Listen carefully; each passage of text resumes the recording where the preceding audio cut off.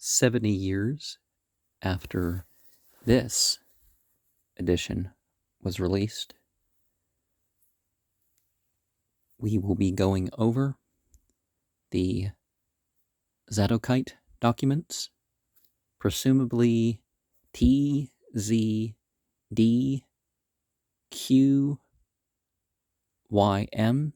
of course, right to left, the Admonition,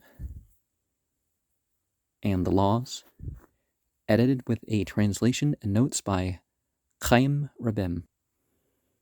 This sectarian work, first published by S.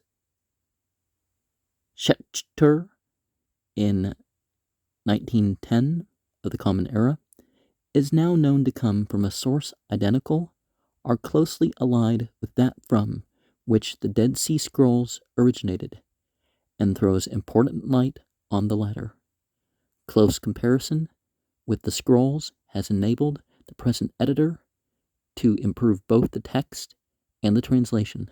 The commentary, which in contrast to the notes of most earlier translations and editions, is principally philological comments on all available parallels from the scrolls as well as from the pseudepigrapha and early rabbinic literature, all biblical quotations and allusions, some 300 in number, have been compared with the ancient versions and proved to be of considerable value in tracing the history of the text of the Old Testament.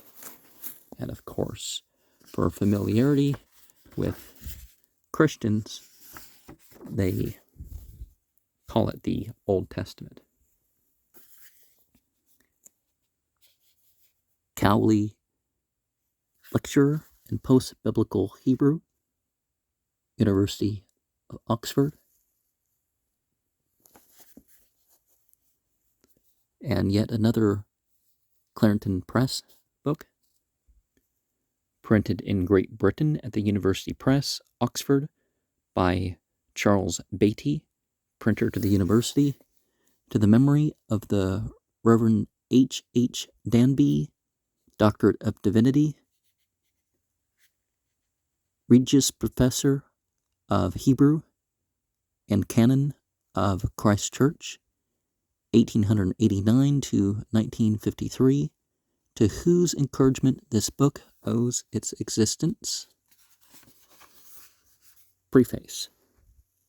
The Zadokite documents were discovered in the Cairo Genizah and edited for the first time by Dr. Solomon Schechter in 1910.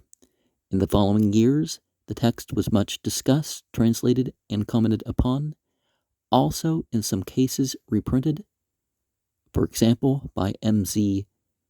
Segal, but all this work was based on Schechter's edition, since the two manuscripts deposited at the Cambridge University Library, T to S 10K6 and T to S 16311, were then not accessible to scholars. The translation and commentary by F.F. Hedvidberg, 1928, was based on photographs of the manuscripts. So was the edition by L. Rost, D. Damaskuschrift,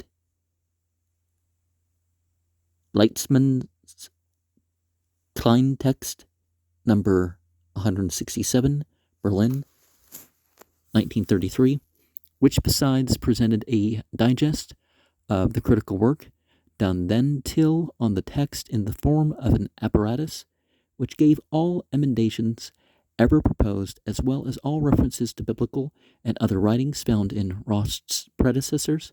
I have made extensive use of this apparatus in tracing the authorship of the emendations which have been accepted in this edition. Finally, the photographs of the manuscripts were published by S. Zeitlin, the Zadokite Fragments, 1952. The present edition is the result of a new collation of the manuscripts themselves, aided by an excellent set of photographs kindly lent to me by Professor G.R. Driver and orange filter photostats of pages 13 to 16, which were made for me by the Cambridge University Library in 1952 and largely neutralize the obscuring effect of the greaseproof paper with which these pages have been covered. I take this opportunity to thank the library for their help and Professor Driver for the loan of this and other material, for a great deal of advice and instruction, for looking through my translation, and for the notes incorporated in the addenda. I also thank Dr. J. L. Teicher and Major General Y. Gedin for much help and kindness in connection with my work. The text of page 1 to 6, 9 to 16, 20 is as close as possible to a reproduction of what I could see in the manuscripts, except that it was technically impossible to indicate the exact degree of certainty with which every letter could be read. I have, on the whole, tried to err on the side of caution, and have therefore frequently put into square brackets not only letters completely invisible in the manuscripts, but also letters of which more or less distinctive traces could be discerned. Square brackets correspond in all cases to spaces in the manuscripts where matter has been supplied, which I assume to have been in the archetype. This has been done in the apparatus. I have not always been able to distinguish with confidence between Yud and Wow. It seems to me that the copyist often purposely wrote something in between the two, because the manuscript from which he copied, as we know now from the Dead Sea Scrolls, did not distinguish between them at all, and he was doubtful which of the two was meant. In spite of inquiries, I have not succeeded in gaining any information about the fragment corresponding to 5:18 to 6:2, which was found at Khirbet Qumran. So we're talking about groups that are labeled as Essenes. However, according to a letter of P. de Vaux, published by Rost, Thuls 77, 1952, 723, that the text seems to offer no variant readings of importance. Speaking of variant readings, a text that really has variant readings is the Greek of the canonical New Testament. Over 10,000 variants are extant. And that's just Greek. Entirely different is the procedure adopted for 7 to 8, 19, where two manuscripts were available. Having become convinced that both are faulty copies of one archetype, I have combined the two, marking with parentheses material found only in A, and with heavy square brackets material preserved only in B. It seems to me that the resulting text justifies the method, and incidentally also entitles us to assume a great deal of omissions and lacuna in the remaining portion of A and B, as I have done in the apparatus. Since the text is critical, I have further in these particular pages put emendations in the text instead of the apparatus. The translation aims at literalness rather than elegance. I have made no attempt to improve on the somewhat rugged style of the original, but have, on the contrary, intended harsh constructions in the English to serve as warnings that the Hebrew presents difficulties. Well, at that time it was called Aramea, and it varied from 22 to 30 letters, by the way, in the rendering of biblical quotations and allusions indicated by quotation marks. I have followed as far as possible the authorized version, except where it differs from traditional Jewish interpretations, which are likely to have been known to the authors of there never was one, Judaism, so it's definitely a Jewish interpretation.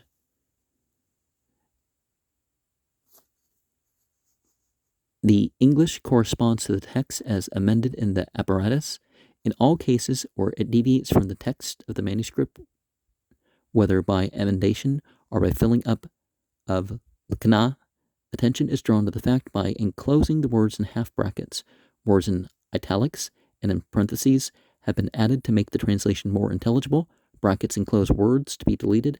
Apart from printing as chapter headings in the translation, words evidently meant as such in the text, I have made no attempt to divide into sections. Various authors in recent years quote Z according to the chapters and paragraphs of Charles's translation, also shown in the edition of Rost. I have indicated the chapter numeration of Charles by Roman numerals in brackets, but have omitted his paragraph numeration, with which in any case I often disagree, in order not to encumber the translation even more with numbers and sigilla. The notes are purely philological and aim at achieving a clear understanding of the text by pointing out parallels from cognate works. The parts of the Dead Sea Scrolls published up to date have, of course, been fully utilized in this connection. Well, connexion is the word we have there. And the chief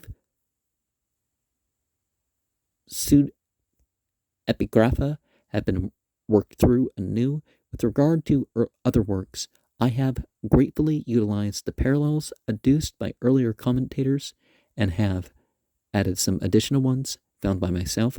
Much more will no doubt be brought to light in the course of time. For Christian sources, very many points of contact have been suggested by J.L. Teicher, L.H. Peratin, and others. Well, it's definitely a current within Jewish society which Christianity connects to.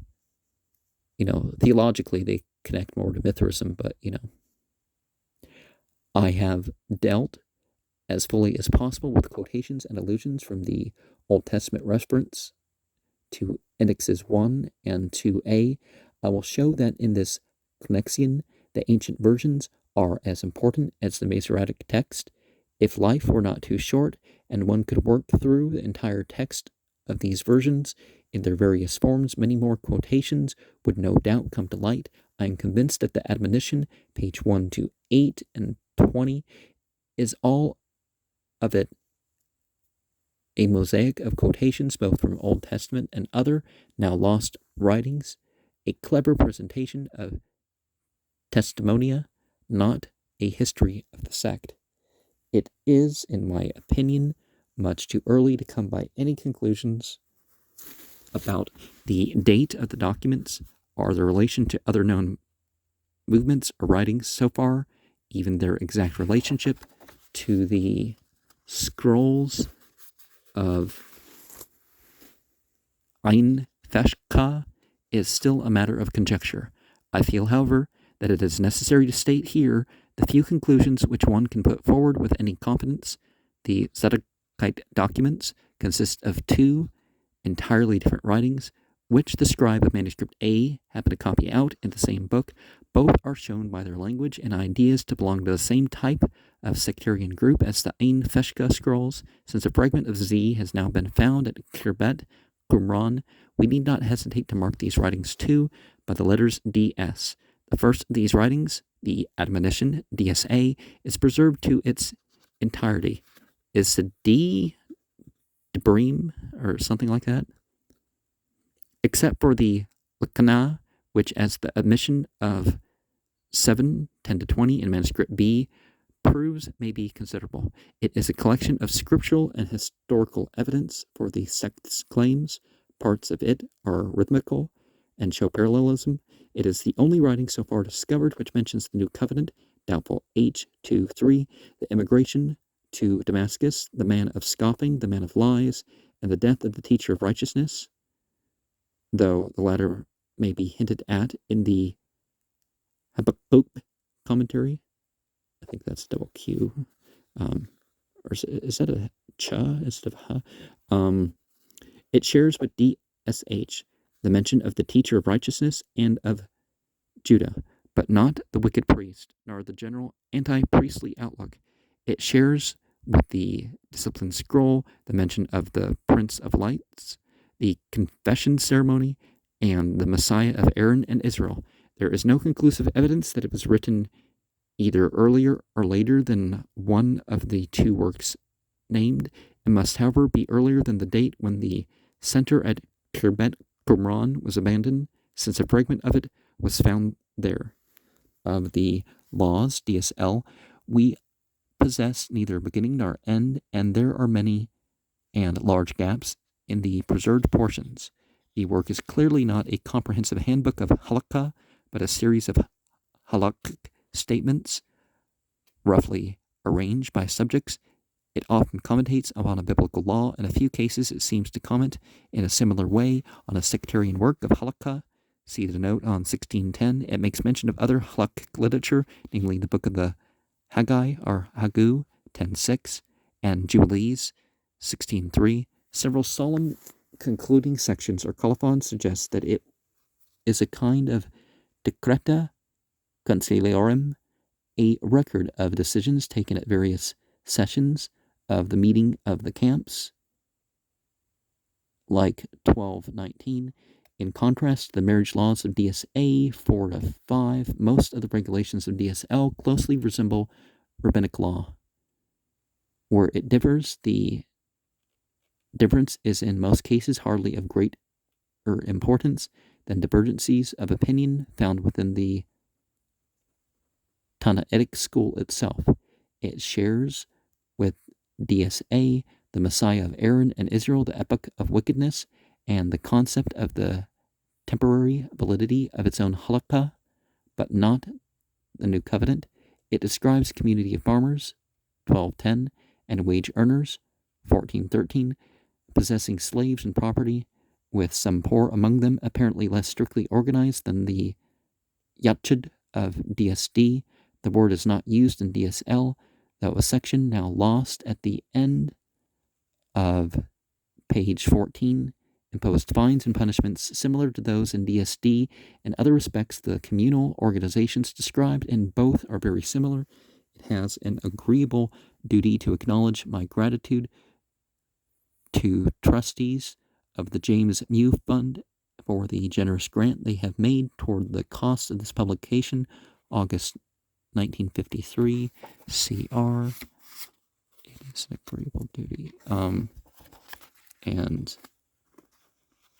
without reading all of everything, I'm just going to show we got the signs, the abbreviations, and so on, the admonitions, the laws, the index of the Old Testament passages, the index of the parallels from the literature of the 3rd century BCE to the 8th century of the Common Era, the index of parallels from the Dead Sea Scrolls, the index of words explained in the notes, the index of proper names, the addenda, and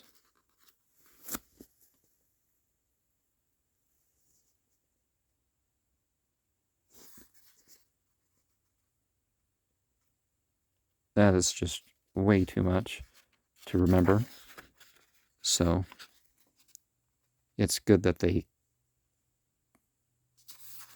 got a list easy to point out, and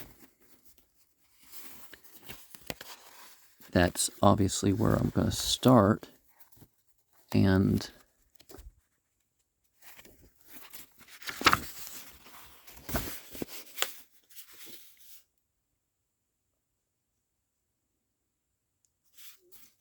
I think I might read that when we finish things here. And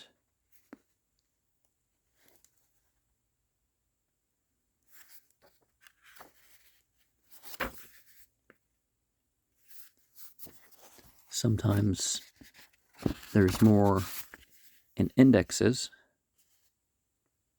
and I will probably get out at least the Strong's Concordance to get into some of these language things, although you do have words explained in the notes, so I guess maybe I can limit my comments to something theological. And this is, of course, a sign of a good sect, is that they have very thoroughly found their references.